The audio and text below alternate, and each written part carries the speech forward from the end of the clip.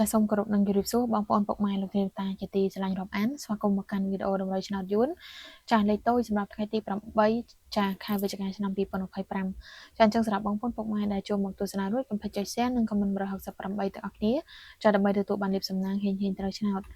ចាឥឡូវចូលមកកាន់តម្រុយដែលនឹងខ្ញុំចែកជូនបងប្អូនទាំងគ្នាយកទៅផ្សងសំណាងសម្រាប់ថ្ងៃនេះម៉ោង1កន្លះបងប្អូនពុកម៉ែយកទៅផ្សងសំណាងសម្រាប់ខ្ទង់អូសគឺខ្ទង់30និងខ្ទង់20ចាចំពោះខ្ទង់30បងប្អូនពុកម៉ែយកទៅលេងលេខបុកចំគឺលេខ37ហើយចំពោះខ្ទង់20វិញលេខដែលល្អបងប្អូនយកទៅលេងបានគឺលេខ28សម្រាប់ប៉ុស្តិ៍ ABCD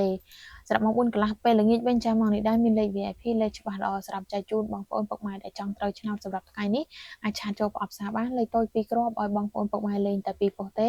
ហើយសេវា 80000 រៀលអញ្ចឹងសម្រាប់បងប្អូនពុកម៉ែដែលចង់បានអាចឆាតចូលប្រអប់សារបានយកលេខតលេខសិនត្រូវចាំបងសេវាតាមក្រោយហើយលេខទៀតសោតគឺឲ្យបងប្អូនទាំងគ្នាលេងត្រង់អត់មានឡើងចុះឬក៏ត្រឡប់អីទេអញ្ចឹងបងប្អូនពុកម៉ែដែលចង់បានអាចឆាតចូលទាំងអស់គ្នាបាន